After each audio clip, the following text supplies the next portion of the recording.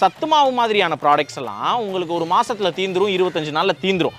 அப்ப நம்மளே வாங்குனவங்களே திருப்பி எத்தனை பேர் வாங்குறாங்கங்கிறத வச்சு தான் இந்த பொருளுடைய குவாலிட்டியை நம்ம தீர்மானிக்கலாம். அப்படி பார்க்கும்போது திருப்பி ரீபை பண்றவங்க ரிப்பீட் கஸ்டமர்ஸ் வந்து எக்குத்தப்பான பேர் இருக்காங்கங்க.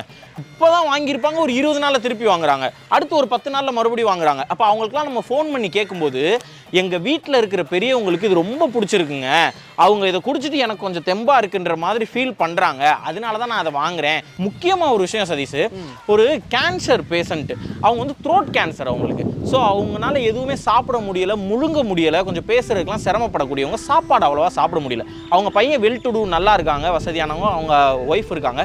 அவங்களுக்கு நம்ம டாக்டர், தெரிஞ்ச டாக்டர் ஒருத்தவங்க இதை சஜஸ்ட் பண்ணி நம்ம சத்து மாவை வாங்கி, அவங்க வந்து நம்ம பொதுவாக சொல்லுவோம்ல, பாலை காய்ச்சி சத்து மாவு போட்டு நல்லா அதையும் கொதிக்க விட்டு நாட்டு சக்கரை போட்டு குடிக்கலாம்னு நம்ம இளவட்ட பசங்களுக்கு சொல்கிறோம்.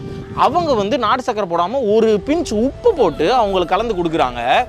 அதை அவர் அவ்வளவு சந்தோஷமாக சாப்பிட்றாராம். அவருக்கு டேஸ்ட் ரொம்ப பிடிச்சிருக்கான், தொண்டையில் அப்படி இதமாக இறங்குதான். அவங்க 10 நாளில் திருப்பி வந்து அந்த டாக்டர் போன தடவை நீங்கள் ஒன்று கொடுத்தீங்கல்ல, அது எனக்கு கொடுங்க, எங்கள் வீட்டுக்காருக்கு அது ரொம்ப பிடிச்சிருக்கு, அது மட்டும்தான் சாப்பிட்றாரு அப்படின்னு சொல்லியிருக்காங்க. அப்புறம் அந்த டாக்டர் இல்லைங்க, அது என்கிட்ட இருந்துச்சு ஒன்று, நான் உங்களுக்கு கொடுத்தேன் அப்படின்னு சொல்லி நம்மளுடைய லிங்க் கொடுத்து, அப்புறம் அந்த லிங்க்கில் அவங்க வந்து வாங்கி இப்போ கண்டினியூஸாக வாங்கிட்டு இருக்காங்க அடிக்கடி. நம்ம ஆராவில் சத்து மாவு இந்த இடத்துல இருக்குது, வாங்கிக்கோங்க.